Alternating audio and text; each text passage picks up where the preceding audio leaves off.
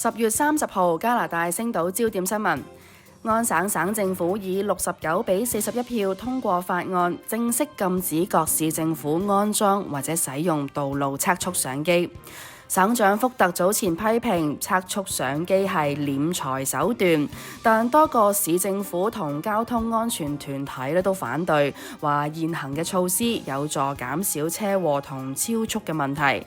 呢條具爭議嘅法案由省政府加速推進，幾乎冇公開諮詢或者經委員會審議。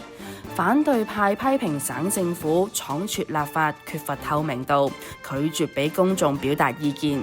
省府就話未來將會以其他交通平緩措施取代，包括減速駁、迴旋處路口、道路標誌、交通安全教育等等。目前法案仲未正式成為法律，生效日期都有待公佈㗎。下載加拿大星島應用程式，瀏覽更多新聞。